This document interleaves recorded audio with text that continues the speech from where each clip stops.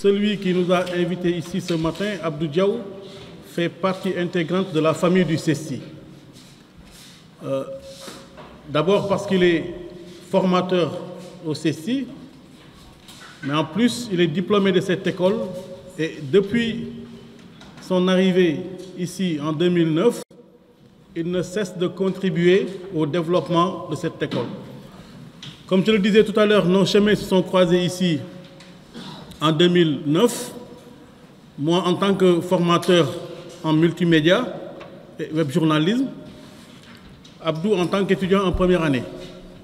Ce qui m'avait frappé à l'époque, et ses confrères ici présents peuvent le témoigner, c'était son intérêt pour les technologies de l'information et de la communication. D'aucuns l'appelaient même Diawnet, voyez, avec Abdoulaye Niass. Et depuis, il a toujours été dans l'innovation, il a toujours été dans la quête perpétuelle de nouveautés dans la pratique du métier. Et c'est avec plaisir que je lui ai confié, quand j'ai été directeur des études du CESTI, le module de journalisme économique, mais aussi le module de data journalisme. Parce qu'ensemble, nous avons fait une recherche sur le data journalisme que nous avons récemment publiée. Et nous étions tous convaincus qu'aujourd'hui, la pratique des chiffres n'était pas donnée à tout le monde. Aujourd'hui, on vous dira que le budget du Sénégal est en ligne, mais si vous ne vous y connaissez pas, très bien, vous pouvez ouvrir le document, mais vous n'y comprendrez pas grand-chose. Et c'est le rôle des journalistes, en tout cas spécialistes de la question, de s'accaparer ou bien de prendre en compte tous ces éléments-là pour pouvoir rendre aux consommateurs un article digeste et compréhensible facilement. Et depuis au CESTI, nous travaillons dans cette logique. Donc, pour dire rapidement mon sentiment par rapport à cette production, moi je suis convaincu que c'est une première. Il nous invitera pour d'autres ouvrages parce que Abdou, il est tout le temps dans la quête du savoir. Et d'ailleurs, ce n'est pas pour rien qu'après avoir obtenu son diplôme en journalisme au CESTI, il a été faire d'autres formations. Et aujourd'hui, nous avons la fierté d'annoncer qu'Abdou Diaw fait partie de nos doctorants, nos étudiants en doctorat, sur qui nous comptons énormément pour la relève par rapport au corps enseignant du CESTI. Parce que nous voyons tout le temps l'investissement qu'il donne par rapport à cette thèse-là, et nous lui souhaitons bon vent. Pour ne pas monopoliser la parole, c'est un sentiment de fierté que j'ai aujourd'hui à assister à cette manifestation, à accueillir une telle manifestation. Fierté aussi de revoir les anciens comme El Hadj Ibrahima Thiam, El Hadj Abdoulaye Niass, Demba Dieng, mais aussi Balé Préa et bien d'autres que je n'ai pas reconnus. Fred Atayodi, voyez, le CESTI c'est comme ça. C'est d'abord et avant tout une famille qui ne cesse d'œuvrer pour l'excellence. Je vous remercie. Je présente mes salutations à tout l'auditoire, particulièrement à ceux présents au Présidium. Abdou m'a fait l'honneur de me demander de préfacer son livre. Et ça a été pour moi un agréable exercice. Ça a été pour moi un plaisir donc de préfacer le livre. Dès l'entame de ce projet, il m'en a parlé. Il a partagé avec moi le premier manuscrit jusqu'au passage à l'imprimerie. Pour dire que je connais bien l'ouvrage, à force de relire et discuter avec lui, j'en connais les moindres méandres. Ça ne me surprend pas d'Abdou Diaw de venir vers moi pour me présenter son projet. Déjà, il n'avait pas encore écrit une ligne. Et ce n'était pas le seul projet, il y en a d'autres sur lesquels on a longuement discuté et échangé. Ça ne me surprend donc pas parce que j'ai connu Abdou Diaw il y a une dizaine d'années. De même que El Hadj Ibrahima Thiam ici présent. Ils étaient un trio de jeunes journalistes qui étaient en formation au CESTI et que l'ancien directeur Ibrahima Sarr m'avait fortement recommandé. Il m'avait dit ce jour-là, Cheikh, j'ai une belle cuvée de journalistes. Ils pourraient vous aider dans vos cahiers vacances si vous leur permettez d'avoir le stage. Donc à l'époque, j'étais le DG du Soleil. Ils ont fait 3 mois. Au terme des 3 mois, El Bachir Sow, que beaucoup connaissent, un des pionniers de la presse sénégalaise, est venu me dire « Ces 3 jeunes, il ne faut pas les laisser partir, il faut les garder dans le journal. » Et Bachir a fait plus de 37 ans de journalisme au Soleil. Il est arrivé en 35 ans, il est arrivé en 77 au Soleil. Il a pris sa retraite en 2012, 35 ans de journalisme. Au premier contact, dès les 3 premiers mois de stage, quand Bachir est venu me dire « Ces 3 jeunes, il faut les garder », c'est des journalistes de qualité qui maîtrisent leur domaine, mais aussi au plan des valeurs humaines. Je vous les recommande. Et depuis ce jour, ils sont restés au Soleil. Abdou a quitté récemment, peut-être pour tenter une autre aventure professionnelle. Donc, pour dire que je le connais dans sa progression professionnelle, mais aussi à travers ses qualités humaines. Et c'est cela qui m'a fait plaisir quand il est venu partager avec moi son projet.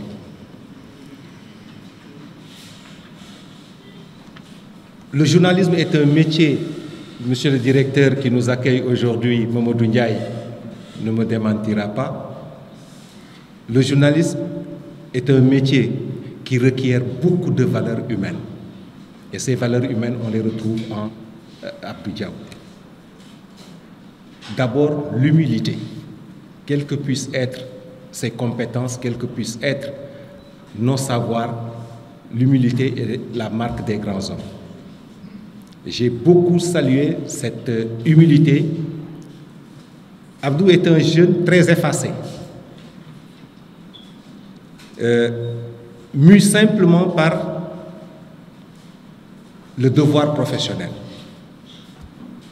En tout cas, je l'ai pratiqué pendant donc de 2010, je pense, à 2017, année où j'ai quitté le journal. Et je pense que si aujourd'hui il se retrouve dans une institution de prestige au niveau de laquelle il a des responsabilités, c'est parce qu'au-delà de ses compétences, je pense que ses valeurs humaines ont prévalu aussi. Dans son travail quotidien de journaliste, il avait à cœur de partager ses compétences et ses connaissances. Parce qu'étant économiste, il me disait qu'effectivement, il se rendait compte que beaucoup de termes et lexiques économiques étaient méconnus du grand public. Et c'est cela qui a amené la création de cette rubrique dans Le Soleil pour expliquer aux lecteurs certains concepts pour leur permettre d'avoir une lecture facile, beaucoup plus facile de l'actualité. Je le dis dans la préface de nos discussions, j'ai eu un souvenir d'un professeur que peut-être beaucoup d'entre vous connaissent, le professeur Makhtar Diouf, économiste, qui nous a enseigné ici à l'Université de Dakar, à la fac de sciences économiques. Je parlais d'humilité. Makhtar Diouf, c'est ça qui le caractérise. Je parlais de simplicité. Makhtar Diouf, c'est ce qui le caractérise. Et je lui ai dit, Abdou, vous êtes en train de suivre les traces d'un éminent professeur qui nous a enseigné et qui nous a laissé un souvenir impérissable, Makhtar Diouf. En tout cas, nous, jeunes étudiants en sciences économiques à l'époque, ce qu'on retenait de lui, c'était que l'économie est certes une science sociale assez compliquée, mais il ne fallait pas la rendre encore beaucoup plus difficile, inaccessible au grand public. Et c'est ce travail pédagogique que Abdou a réalisé. Parce que parcourir l'économie, parcourir les concepts, certaines définitions, certains mots qui émaillent les articles de presse, mais qui sont quand même un paravent, parce que quand certains concepts ne sont pas maîtrisés, ça peut rendre difficile la compréhension d'un article. Et il s'est donc aventuré dans cette tâche quand même très noble.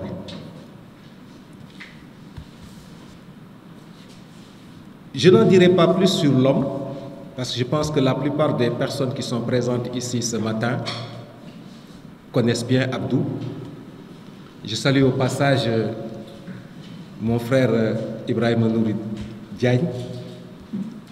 Si je le vois ici ce matin, j'en conclus qu'il a une haute appréciation de Abdou, comme tant d'autres ici dans la salle. Pour la petite histoire, Ibrahim, on s'est connus il y a plus de 25 ans. Passionné qu'il était. Aujourd'hui, si on parle de Gaïndé 2000, je pense que c'est l'un des pères géniteurs de cette institution. Je parlais donc d'accessibilité de l'information. Nous sommes un pays avec un fort taux d'analphabétisme. Quand bien même ceux-là qui ont été à l'école, ceux-là qui savent lire un article de presse, butent sur certains concepts.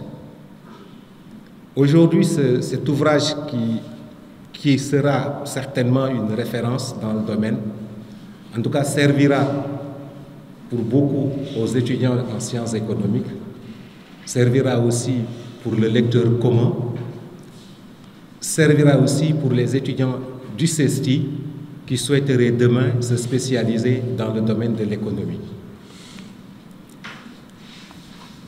Son ouvrage est tellement intéressant. Quand on a discuté sur le concept, le fil conducteur, je pense que les différents intervenants qui sont au Présidium vont y revenir en détail. Il a construit l'ouvrage suivant un fil conducteur. Parce que dans nos pays, selon l'actualité, aujourd'hui, nous sommes en session budgétaire, balai. L'équipe du ministère des Finances et les ministères défilent au niveau de l'Assemblée pour défendre les budgets de 2022. Mais ces budgets sont conçus comment? Ces budgets sont conçus dans les départements, mais en droite ligne des politiques économiques publiques qui ont été validées. Et Abdou commence son ouvrage par, donc, dans une première partie, expliciter les instruments de politique économique. Dans la deuxième partie de l'ouvrage, il aborde les questions de financement et de politique d'endettement. Mais les politiques économiques, c'est quoi? Il a commencé par revisiter certains agrégats macroéconomiques, souvent rébarbatifs, le PIB, le PNB, c'est des sigles. Mais ces sigles, même explicités, n'en constituent pas quand même des concepts assez difficiles à maîtriser. PNB, PIB, quelle est la différence? Les étudiants en sciences économiques butent même des fois en début de formation sur ces concepts avant de les maîtriser. Il a abordé les questions de politique budgétaire et des finances publiques pour parler ensuite de politique monétaire, de fiscalité et d'impôts. Dans la deuxième partie de l'ouvrage, quand il aborde les questions de financement et d'endettement, parce que quand un État a déjà défini sa politique économique, choisit ses instruments, il reste la question maintenant de la question du financement. Comment financer le budget de l'État?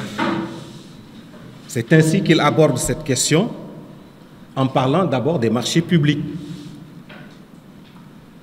Les marchés publics, c'est les marchés à travers lesquels l'État fait la commande publique, exécute ses dépenses.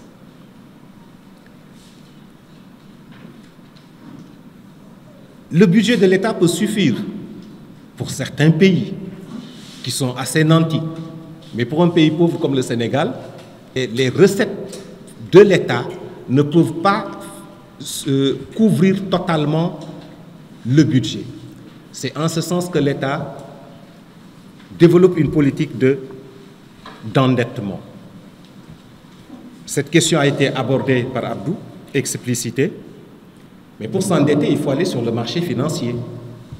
Au-delà des recettes fiscales à travers la consommation, l'impôt sur le revenu, l'impôt, etc. Il faut aller sur le marché financier pour compléter donc le budget de l'État. Il a abordé aussi la question des marchés de titres, des titres qui sont émis par l'État, garantis par l'État. Souvent, à travers les journaux, les avis sont publiés, mais malheureusement, il arrive souvent que ça soit rébarbatif, incompréhensible pour beaucoup de lecteurs ou beaucoup d'auditeurs. Je pense que sur le marché des titres, Adrien Diouf, ici présent, nous fera un développement, fera une contribution. Il a abordé une question qui est aujourd'hui encore centrale, qui est la question du financement de la finance islamique. Je pense que nous sommes un pays musulman. Quand on parle de financement islamique, on pose la question halal. La question halal.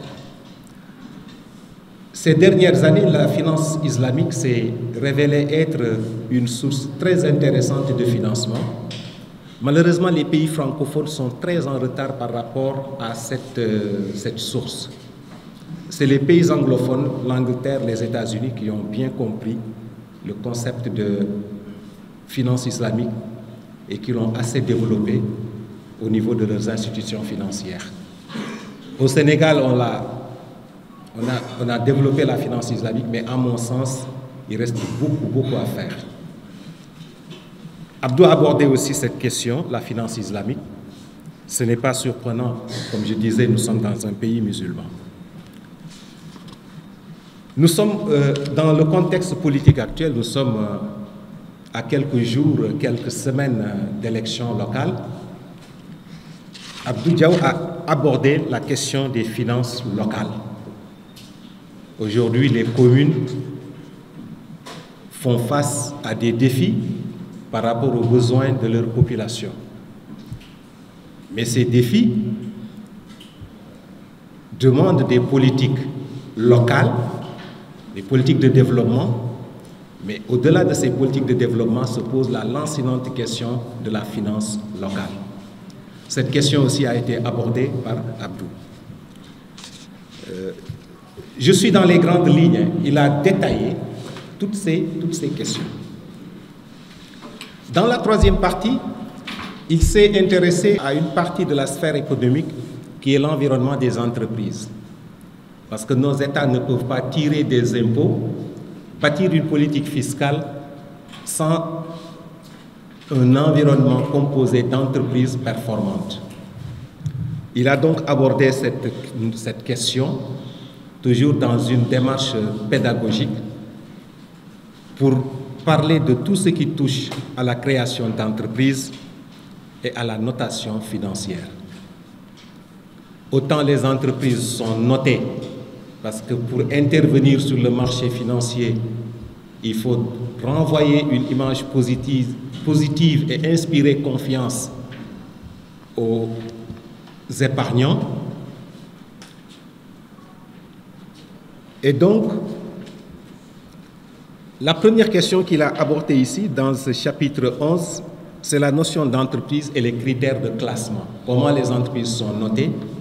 On l'a vu depuis une quinzaine d'années, ont émergé dans notre environnement des entreprises de notation au niveau desquelles certaines entreprises de production, de services, souhaitant aller sur le marché financier sous-régional, donc, vont donc au niveau de ces agences de notation pour se faire noter. Il faut dire que dans le monde francophone, on n'est pas très habitué à cette idée de notation. Mais ceux qui ont vécu dans les pays anglo-saxons le savent bien. Vous êtes consommateur, vous achetez par crédit, vous êtes noté. Est-ce que vous payez vos factures d'électricité, d'eau à temps? Vous êtes noté. Tout le monde est noté dans le monde anglo-saxon. Ce n'est pas une habitude dans les pays francophones. Donc il a abordé cette intéressante question de la notion d'entreprise et les critères de classement et de notation. Un chapitre aussi a été consacré donc à ces agences. C'était pour boucler la boucle, mais il s'est aussi intéressé à d'autres notions économiques qui n'étaient pas à classer dans les différents chapitres que je viens d'énumérer. L'un dans l'autre,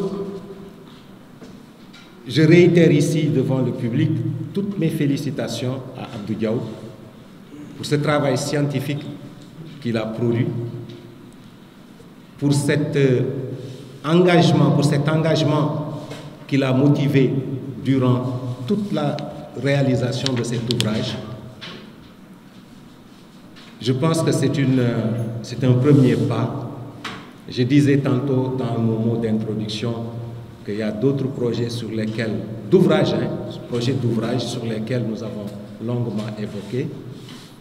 Je pense que c'est un premier pas, ce ne sera pas le dernier. Nous le félicitons très sincèrement devant ses amis, sa famille, devant le monde estudiantin, le monde scientifique de l'université, en l'encourageant à persévérer dans cette rigueur,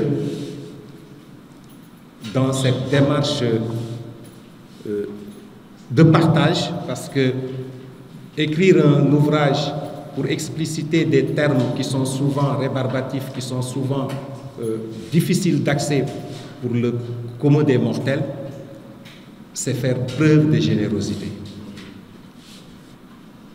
Voilà donc les quelques mots que je voulais partager avec vous sur l'homme Abdou Diaw, que j'ai eu à pratiquer, comme j'ai dit, depuis plus d'une dizaine d'années, mais aussi cet ouvrage pour lequel il s'est investi, et il a eu, comme je l'ai dit tantôt, l'amabilité de m'associer à son travail. Je vous remercie de votre attention.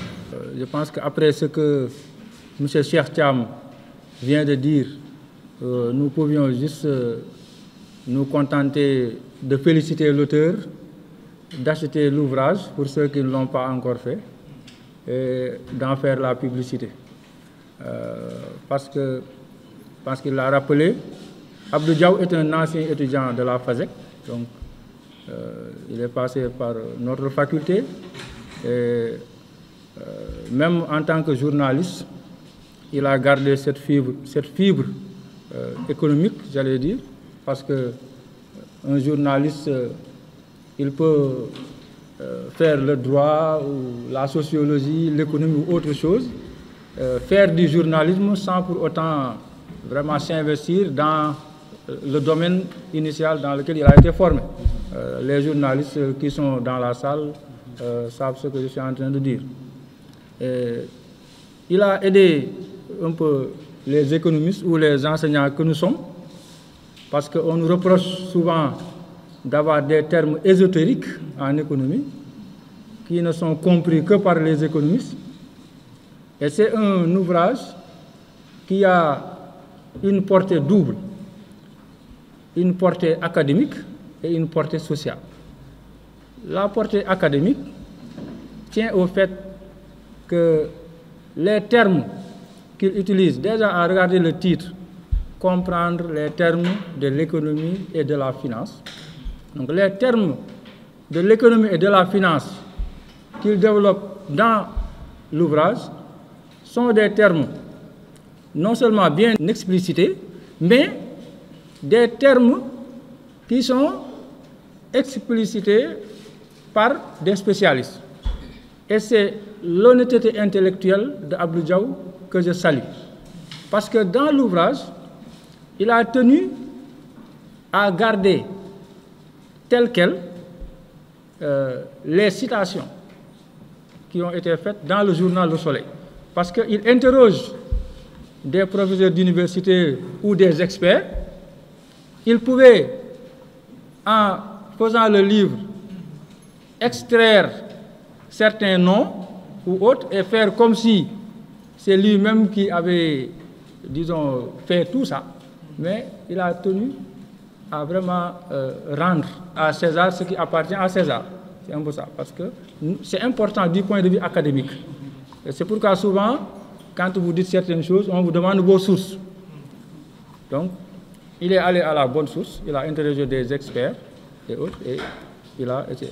La portée sociale du livre tient à un constat. Vous savez, au Sénégal, peu de gens ont fait l'école. Peu de gens. Parce que le taux d'analphabétisme au Sénégal est 54%, d'après le chiffre officiel. Parmi ceux qui ont fait l'école, peu ont fait l'économie et la finance. Et parmi ceux qui ont fait l'économie et la finance, peu comprennent tous les termes de l'économie et de la finance. Parce que les niveaux ne sont pas les mêmes. Certains sont allés loin, d'autres ne sont pas allés loin. Certains sont spécialisés dans ceci, d'autres sont spécialisés dans cela. Donc, le fait d'avoir un livre comme ça, qui revient sur l'essentiel des termes de l'économie et de la finance, c'est, à mon avis, un acte qui a une portée sociale. Et toujours dans cette portée sociale, je vois que les politiques publiques, d'une manière générale, tournent beaucoup autour de l'économie et de la finance. Parce que, en fait, l'économie est au cœur de tout ce qui se fait en termes de politique publique. Donc, faire en sorte que les termes économiques soient compris par la majorité, cela a vraiment une grande portée sociale.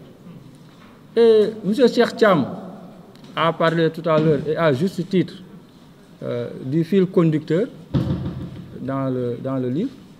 Bon, je ne prétends pas parler de tout ce qu'il y a dans le livre, parce qu'il y a beaucoup de spécialistes ici autour de moi qui vont y revenir. Mais je prends juste quelques aspects qui non seulement sont relatifs à l'actualité, mais sont quand même beaucoup utilisés dans la presse, dans les médias d'une manière générale, et que beaucoup de Sénégalais ne comprennent pas.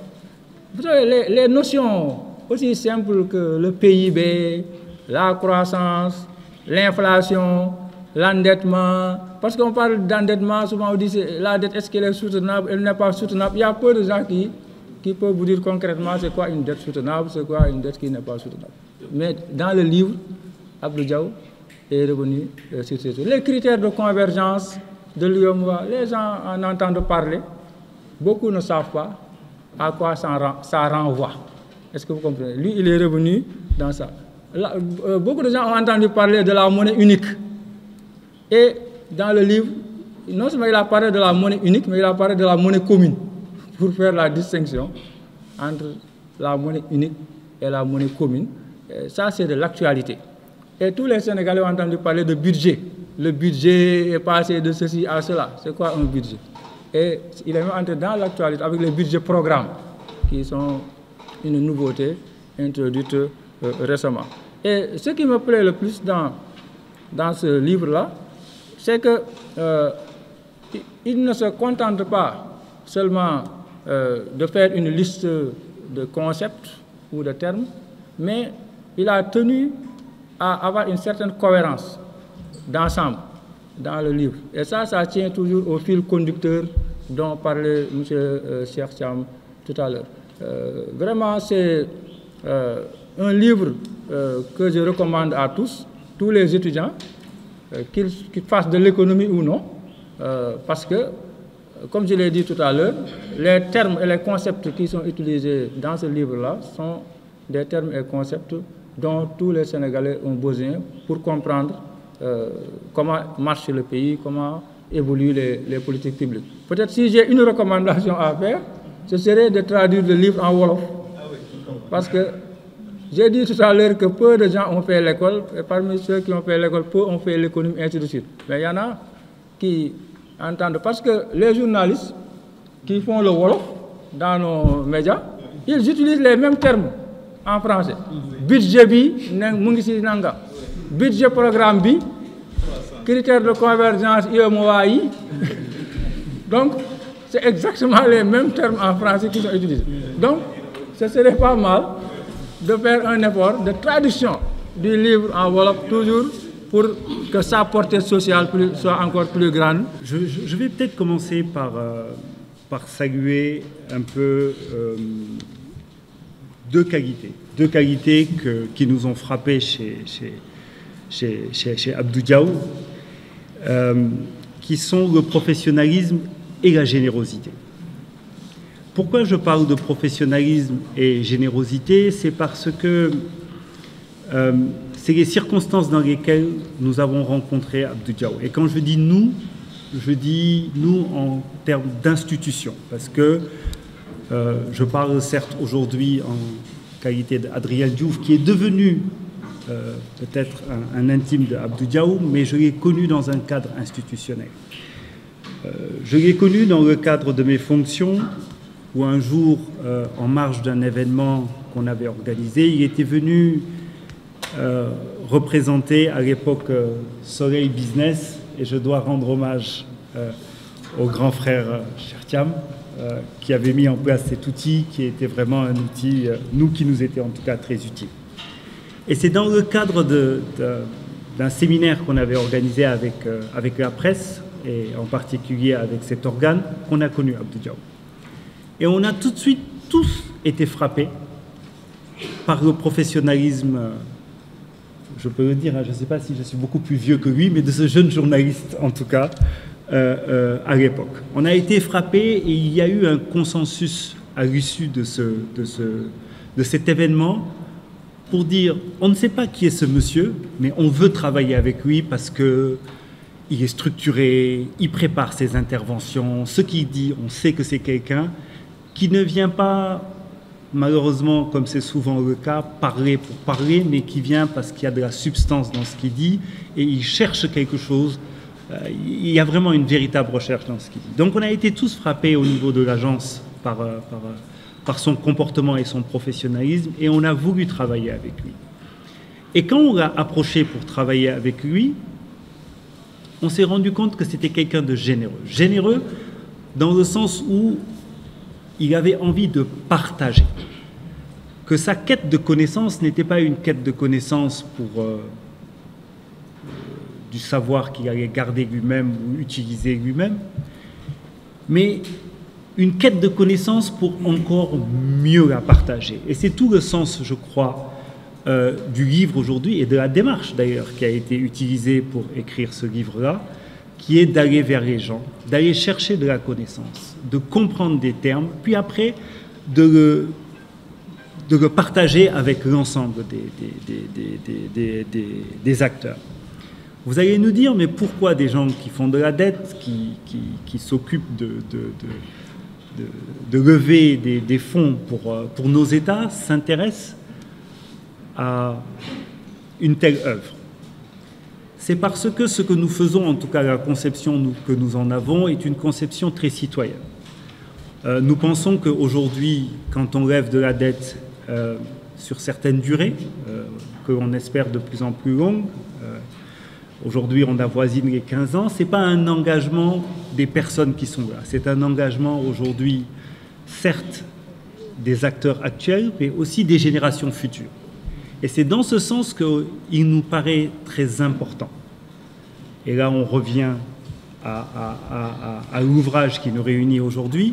Il nous paraît très important de passer à travers ce travail de vulgarisation. Parce qu'il est important dans ce que nous faisons, en tout cas dans notre conception des choses, que tout un chacun puisse comprendre ce qui est fait, puisse comprendre pourquoi c'est fait, et puisse juger de la pertinence de ce qui est fait, parce que c'est un engagement qui est pris non seulement par des acteurs aujourd'hui, mais aussi qui est pris pour les générations futures.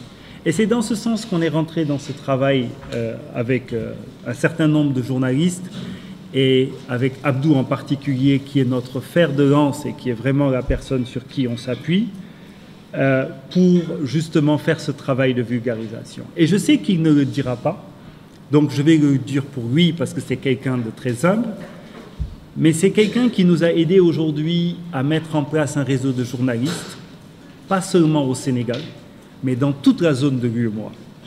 Et ce réseau de journalistes aujourd'hui fait de la vulgarisation de cette information économique, non seulement bien sûr au Sénégal, mais dans toute la zone UEMOA au travers bien sûr des marchés financiers qui est vraiment aujourd'hui nous le domaine dans lequel on est actif et dans lequel on encourage vraiment à être de plus en plus actif. Donc c'est pour dire que sa générosité est une générosité utile. C'est vraiment, moi, la chose qui me frappe dans ce qu'il fait, c'est la bonté avec laquelle il le fait, mais aussi c'est l'utilité avec laquelle il le fait. Et toujours, je vais me permettre de parler pour lui, et je viens d'apprendre une chose, et je vais féliciter, parce que je ne savais pas, docteur, que c'était vous qui étiez l'instructeur de Abdou en termes de web, mais je tiens à souligner le travail qu'Abdou fait, parce que le livre pour moi n'est qu'un début. Ce travail de vulgarisation est devenu chez lui, je crois, une seconde nature. Et il se prolonge tous les jours sur les réseaux sociaux. Abdou, que l'on voit, c'est 13 000 followers sur LinkedIn, qui est un réseau professionnel, donc qui n'est pas un réseau où les gens viennent pour s'amuser en général. Ils viennent pour développer leurs capacités. Donc il y a 13 000 personnes qui le suivent et qui écoutent ce qu'il dit et qui comptent sur lui pour comprendre et apprendre des choses. Sur Facebook, qui est peut-être un réseau un peu plus ludique, c'est quand même 5 000. Et d'habitude, quand on regarde les influenceurs, ils ont plus de followers sur des réseaux ludiques comme Facebook que sur LinkedIn, par exemple, qui est un réseau professionnel. C'est donc pour dire un peu la pertinence de ce qu'il fait et que ce qu'il fait est jugé positivement par les professionnels, par des gens qui sont des gens actifs. Donc, docteur, merci beaucoup. Je comprends maintenant d'où est-ce qu'il vient, d'où est-ce qu'il tient son savoir-faire. On va peut-être venir nous aussi faire des stages. Mais vraiment, je tenais à souligner ces chiffres-là parce que je crois que 13 000, je ne suis pas un fin connaisseur de la géopolitique ou géographie médiatique sénégalaise, mais je pense qu'il y a des journaux aujourd'hui qui ne tirent pas 13 000 exemplaires journaliers. Chaque fois que lui il fait un post, c'est 13 000 personnes qui sont impactées. Donc vraiment, c'est le féliciter pour tout ce qu'il fait et puis dire ce qu'il ne dira pas, parce qu'il n'en parlera pas à cause de son humilité. Dire que vraiment c'est quelqu'un qui est reconnu aujourd'hui, en tout cas par nous professionnels, parce que je pense que je peux parler pour les professionnels, par son savoir-faire, sa rigueur et son professionnalisme. Je n'ai qu'un seul regret, c'est qu'il n'est plus au soleil. Et donc je me pose la question de qu'est-ce que va devenir cette chronique, rubrique, que nous, en tout cas, qu'on aimait bien et qui nous rendait bien service. Donc bon, j'entends parler de projets futurs. J'espère que les projets futurs intègrent la vulgarisation. En tout cas, on reste attentif et à tes côtés, parce que je pense que maintenant je peux me permettre de te tutoyer depuis le temps qu'on chemine ensemble, pour te soutenir et peut-être pour parler pour toi, parce qu'on sait que tu as une pudeur qui fait que tu ne parleras pas, tu ne diras pas certaines choses, mais on le fera pour toi comme toi tu le fais pour nous. Et donc vraiment te remercier pour ce que tu fais au quotidien et voilà, faire ce témoignage-là devant toutes ces personnes qui sont là et qui, je crois, seront d'accord avec moi pour reconnaître la qualité de l'homme, mais aussi la qualité du travail. Merci. C'est un grand plaisir parce que venir parler de l'ouvrage de Abdou Diaw et aussi d'un autre aspect, c'est-à-dire son comportement vis-à-vis des lecteurs, vis-à-vis des professionnels. Je commencerai d'abord par son humilité, ce qui lui a permis en fait d'acquérir toutes ses connaissances. Il pouvait tout simplement en fait être à la hauteur, mais vu en fait le caractère professionnel, vu aussi les quelques difficultés, les quelques écueils qui pourraient en fait être confrontés, cela ne l'a pas du tout empêché d'aller beaucoup plus loin. Je dirais d'abord journaliste vêtu d'un parcours de formation d'économiste. Abdou Diaw d'abord c'est un journaliste professionnel. Professionnel parce que s'il a été encadré ou même suivi par des icônes, je veux dire en fait des acteurs les plus influents de la presse écrite, alors cela maintenant témoigne de sa rigueur et aussi de son professionnalisme. Côté économique, surtout comme l'a dit tout à l'heure en fait le professeur Abdou Diaw, il a su très tôt que le langage économique avec ses aspects spécifiques n'était pas à la portée de tous les lecteurs. Ce qui lui a sans nul doute poussé même à animer cette rubrique, que beaucoup même se sont inspirés. Plus loin aussi, après cette animation, son souhait même d'en faire un ouvrage. Parce que quand il m'en avait parlé, je lui dis que c'est vraiment l'heure, dans la mesure où vous avez non seulement en fait par vous on a appris, par vous aussi beaucoup ont tenté d'exercer. Et le plaisir me revenait surtout de faire des sorties, des interprétations portant sur le domaine de la finance publique et surtout du droit fiscal, sur l'approche économique. Et là, j'ai vu comment il a pu garder l'originalité même des arguments des personnes qu'il a pu interroger.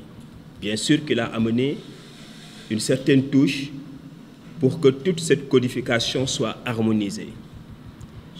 Et cette harmonisation, bien sûr, il l'a fait tout seul parce que je dirais qu'à chaque moment que l'on intervenait, c'était tout simplement pour nous demander est-ce que cette idée ou bien cette approche est correcte.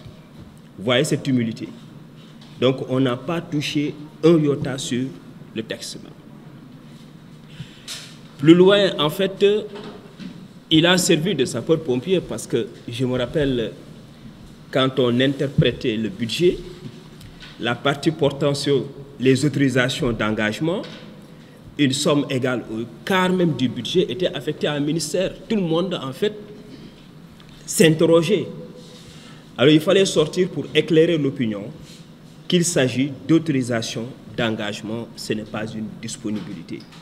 Puisque ce ministère, en fait, est plongé dans des investissements à long terme et que le budget est défini en fonction d'un programme pluriannuel, donc retenez bien le souffle. Et il a pu apaiser, en fait, l'opinion publique. C'est un jeu. Je ne vais pas toujours revenir sur le fond parce que le doyen l'a toujours dit, même sur le fond, concernant l'aspect fiscalité. Quand j'ai vu la partie qui a été apportée sur les différentes classifications des impôts, parce que la seule classification administrative était connue du grand public, impôts directs et impôts indirects. Il fallait maintenant éclairer qu'il y a plusieurs natures d'impôts.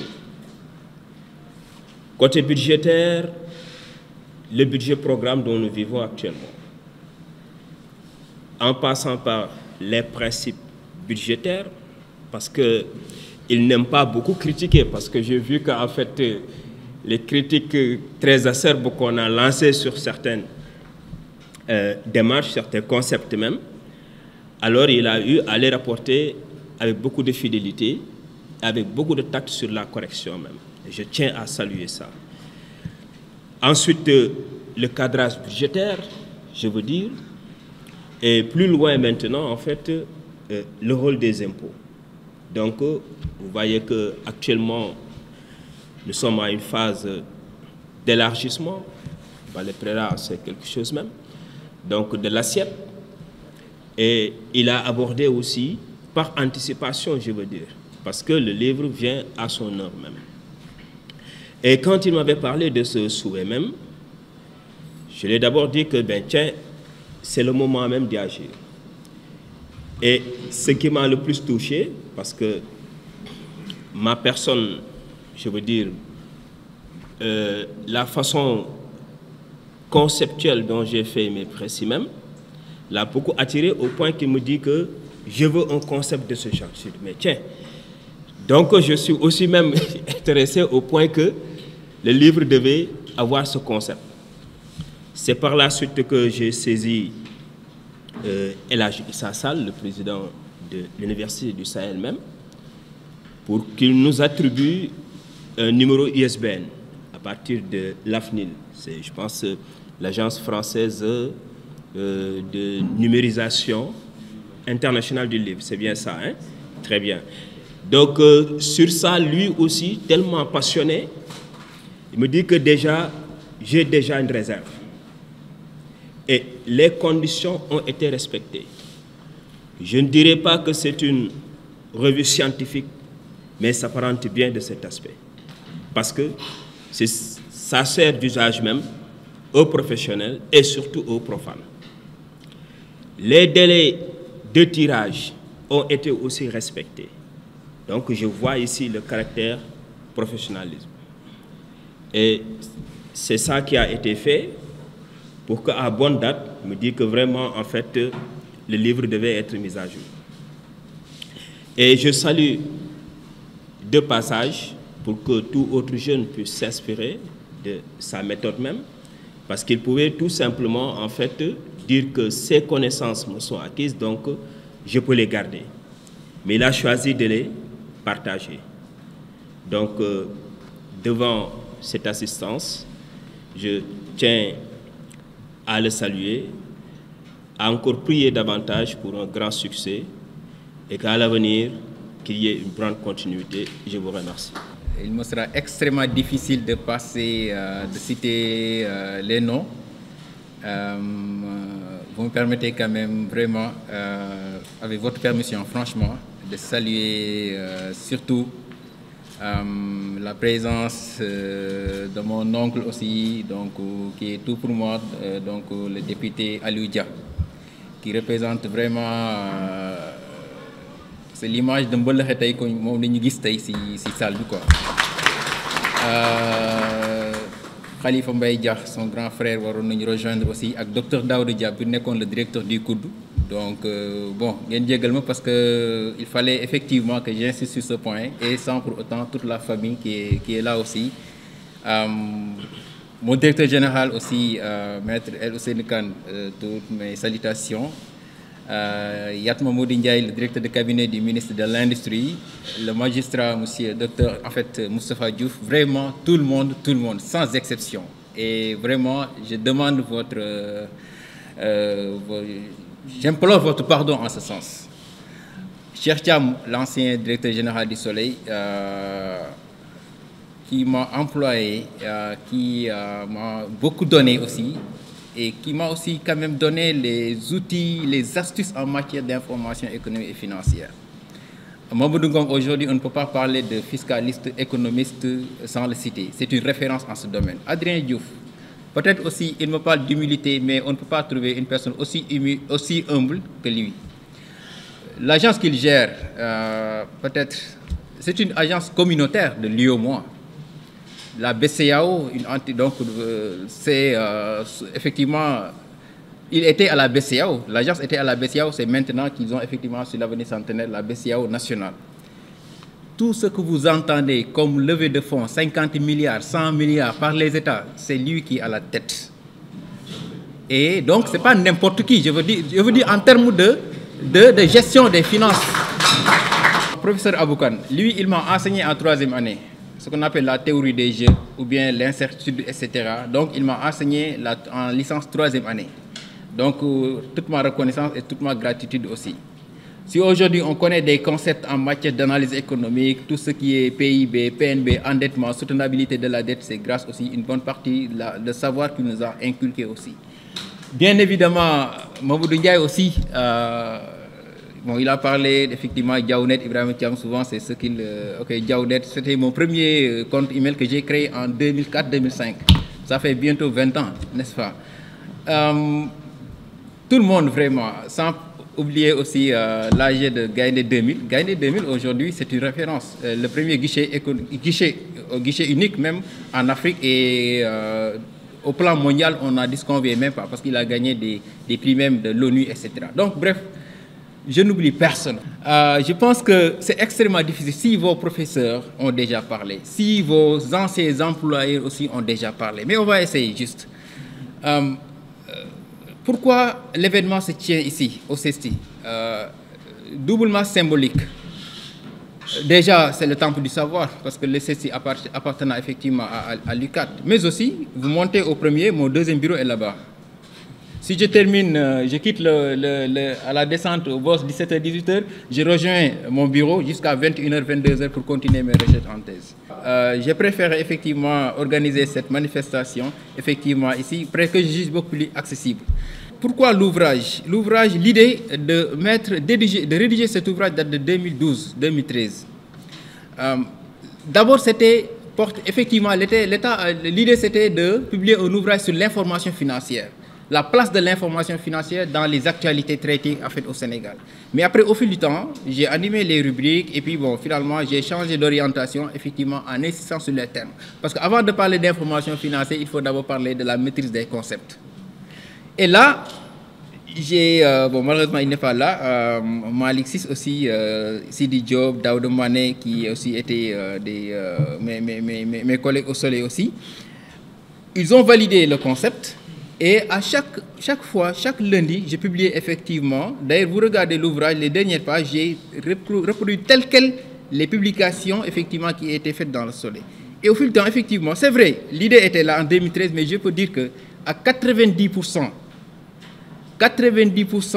la création ou bien la production de cet ouvrage vient des lecteurs. Et je peux citer entre autres le magistrat Moustapha Diouf. À chaque fois, il faut faire un ouvrage séparé. Parce que j'attends que le numéro sorte à 15h, 16h, j'ai fait une capture d'écran et puis je publie sur Facebook, sur LinkedIn. Et maintenant, je peux recevoir 15, 20 personnes chaque jour. Il faut m'envoyer une box extra. Bon, je me dis finalement, tiens, est-ce qu'il ne faut pas faire un ouvrage et puis le donner, bon, pas le donner, mais au moins mettre à la disposition de tout le monde, n'est-ce pas? C'est un travail de recherche, c'est vrai, ce n'est pas du tout évident parce que ce n'est pas des concepts parce qu'aujourd'hui le net offre énormément, on puise, on met, etc. Mais peut-être l'originalité ou bien la particularité, à chaque fois que je développe un concept, j'essaie de donner des exemples. On a parlé je pars aussi des constats que j'ai faits. En réalité, vraiment, c'est la fibre même, à l'origine même de cet ouvrage. La presse, je suis de la presse, je suis journaliste. Ok. Un jour, si vous lisez à l'avant-propos, j'ai reçu un appel d'un confrère. Il m'a dit « Bonjour Diao, FMI vient déclarer taux de croissance du Sénégal 7,2%, etc. Je voudrais avoir votre point de vue. Le Sénégal vient de réaliser pour une première fois un taux de croissance à 2 chiffres, 7,2%. Le premier réflexe, bonjour, merci d'avoir porté ton choix sur moi, etc. Est-ce qu'on peut faire une précision avant de répondre? 7,2 n'est pas un taux de croissance à 2 chiffres. Un taux de croissance à 2 chiffres, c'est à partir de 10. Il m'a dit, OK, donc déjà, top. Bon, je ne vais pas développer trop. Hein. Le deuxième constat, OK, la mairie de Dakar, si vous vous rappelez très bien, en 2013-2014, voulait faire un emprunt obligataire. Et maintenant, le journaliste, en faisant la revue de presse, bon, je me suis dit que c'est un lapsus, mais il a redit 2 fois, 3 fois, il dit, la mairie de Dakar voulait un emprunt obligatoire. Bon, je me suis dit, tiens, là, il faut qu'on donne une dose de précision, quoi. Peut-être, il l'a fait de mauvaise foi. Peut-être il n'a pas compris. Emprunt obligataire. Mais ce n'est pas parce qu'on parle d'obligation que le caractère aussi est obligatoire. Le troisième élément, j'ai eu la chance de couvrir le groupe consultatif de Paris en 2018. Donc sous le mandat effectivement du Soleil. OK. J'étais à Paris. Et puis, bon, puisque je recevais les revues de presse, les partenaires, les PTF, ce qu'on appelle les partenaires techniques financiers, ont donné des engagements. C'était la deuxième phase du PSE, le plan d'action prioritaire, avant qu'il ne soit accéléré et ajusté. Le Sénégal lève 7 000 milliards, Club de Paris, etc. Bon, je me suis dit, tiens, là aussi, il faut préciser. Club de Paris n'est pas groupe consultatif de Paris. Club de Paris n'est pas Club de Londres. Et là, j'ai fait juste des petits textes sur Facebook et j'ai vu que beaucoup ont repris, etc. Je me dis, tiens, il faut préciser. L'autre chose, c'était l'année dernière, c'est tout à fait récent. Depuis le budget programme, il y a ce qu'on appelle les crédits d'engagement et les autorisations d'engagement. Et là, j'ai vu la presse marcher dans le ministère, c'était le ministère des Transports, hein, pour ne pas... 2000 milliards votés, etc. Mais tiens, comment le budget, peut-être 4500 milliards, est accordé plus de 50% à un seul département? On a commencé à faire des relais, des cohérences, etc. Bon, bref, tiens, crédit d'engagement n'est pas donc autorisation d'emprunt. Je pense que M. Ngom l'a dit tout à l'heure. Donc là aussi, j'ai fait une précision, justement, vraiment dans le but d'éclairer. L'autre chose, une personnalité, vraiment, sur France 24. Et France 24, c'est des millions, des centaines de millions qui suivent. Il dit non, notre président de la République est en train de mettre en œuvre sa propre politique monétaire. Comment le Sénégal peut-il mettre en place sa propre politique monétaire? Ce qui est impossible parce qu'on appartient à une union monétaire. Toute manipulation de la politique monétaire, on doit avoir l'accord des 8 pays de l'UEMOA. Et en s'appuyant sur les différents instruments, que ce soit les taux directeurs, que ce soit les taux d'intérêt, etc.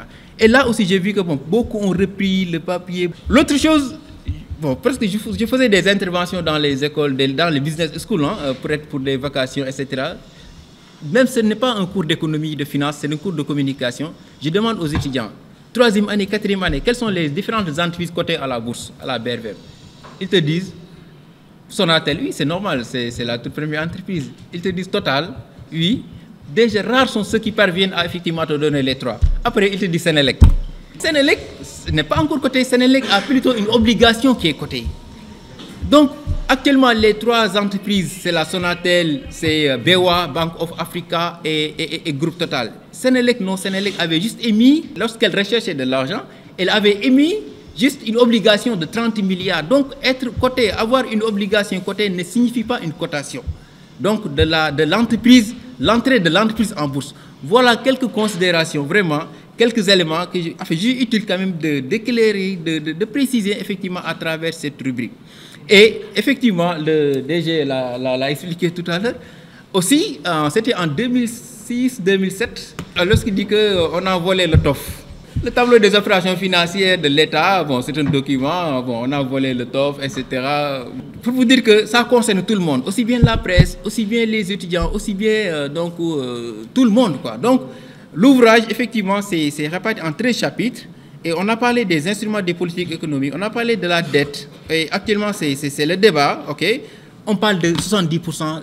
Pourquoi on ne doit pas dépasser 70%? Et peut-être c'est le combat du chef de l'État. Il faut déplafonner, il faut aller parce que le Japon 100%, etc. Mais le citoyen doit comprendre c'est quoi 70%. Est-ce que 70% est tombé du ciel? Ou bien est-ce que c'est l'Union européenne qui... etc. Donc, j'essaie quand même dans cet ouvrage d'essayer d'expliquer un peu ces concepts PIB. On est censé connaître la différence entre PIB et PNB. On dit que PIB, toutes les ressources qui sont produites par les ménages, par les agents économiques, PNB, toutes les ressources qui sont produites par les entreprises uniquement sénégalaises nationales, mais aussi les entreprises sénégalaises établies à l'étranger. Taux de croissance, taux de croissance, taux de croissance.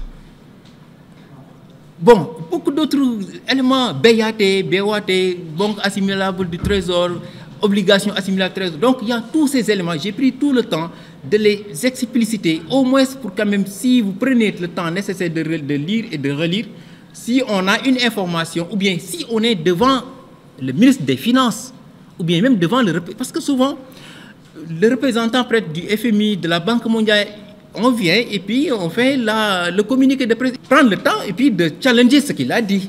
Mais est-ce que ce que vous aimez, le Sénégal quand même a bénéficié d'1 milliard de dollars des États-Unis. Cela montre qu'on a un bon climat des affaires, etc.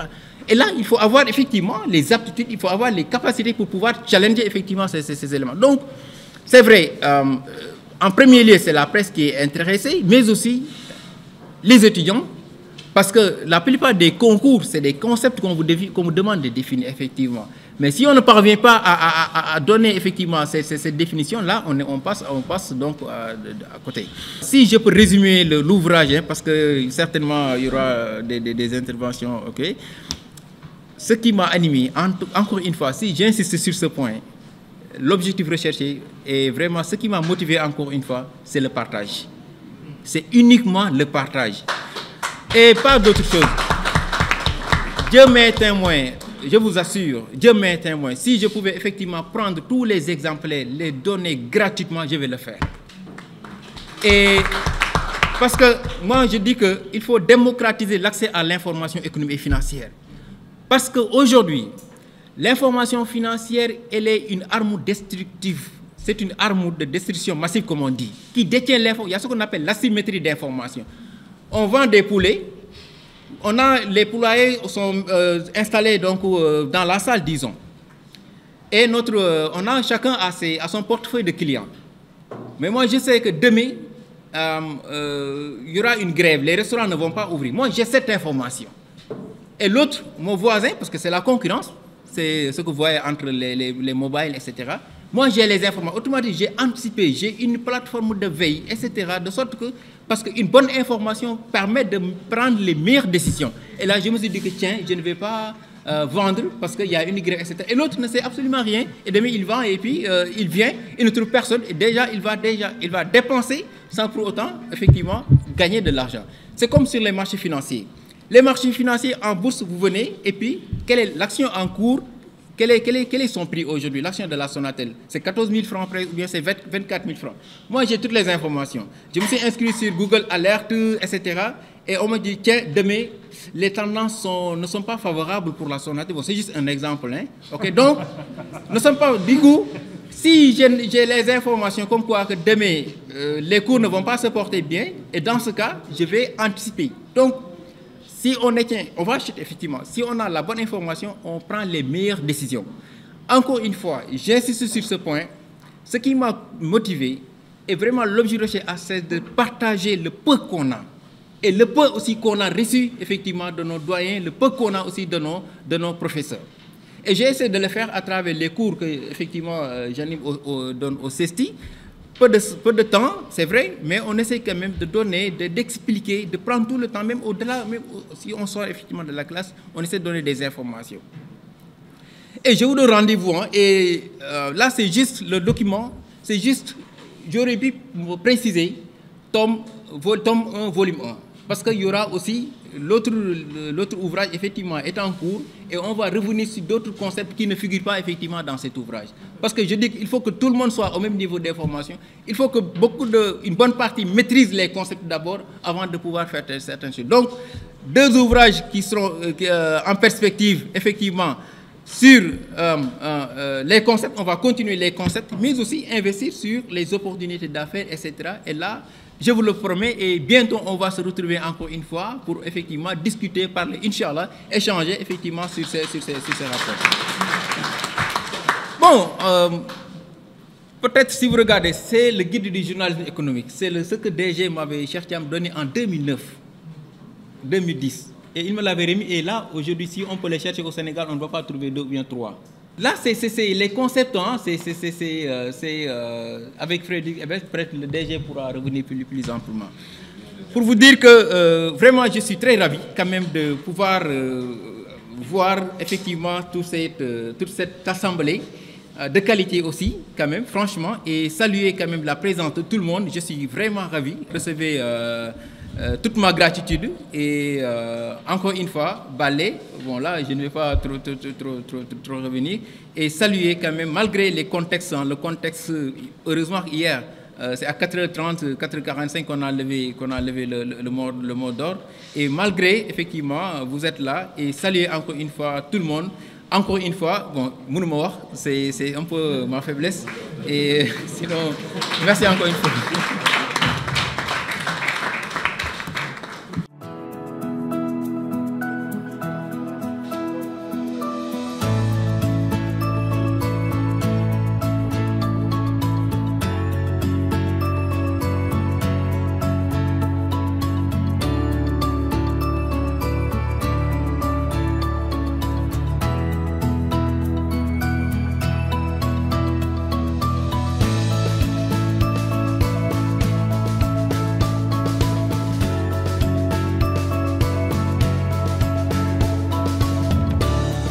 Vraiment, je remercie tout le monde, sans exception,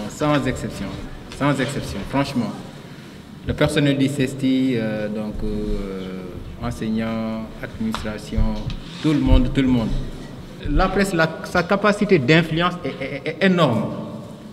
Si quelqu'un il annonce une nouvelle, une telle banque est en faillite, là, on ne donne aucune importance, aucun intérêt. Là, c'est une connexion. Mais supposons par exemple un journal, même 100 exemplaires,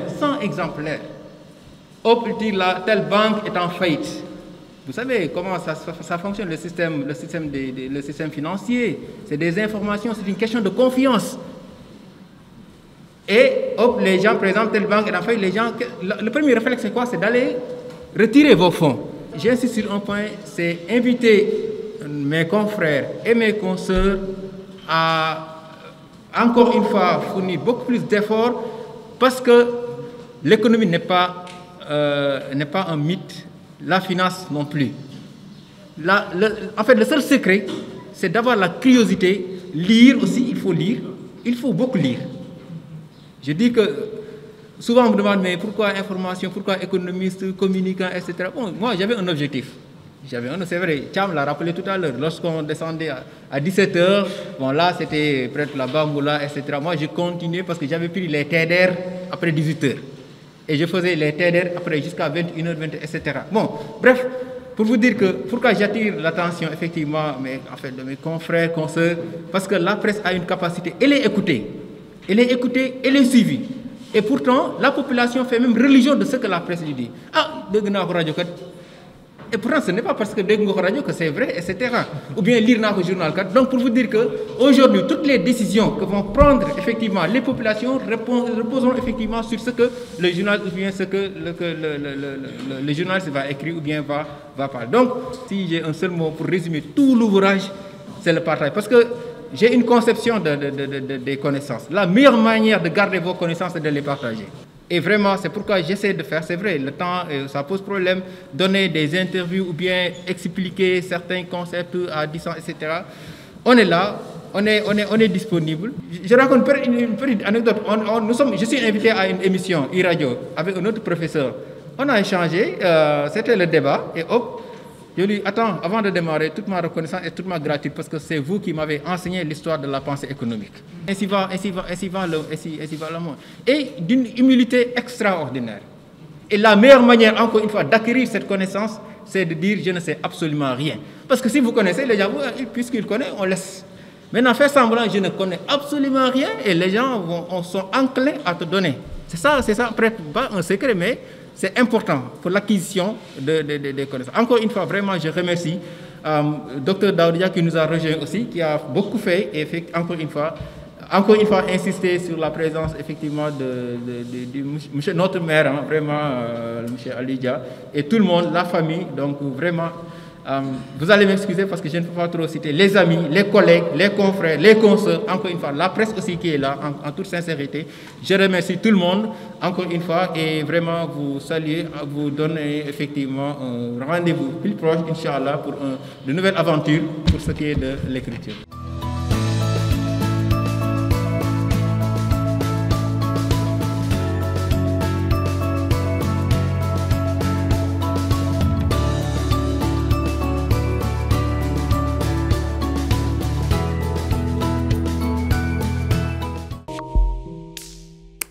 Thank you.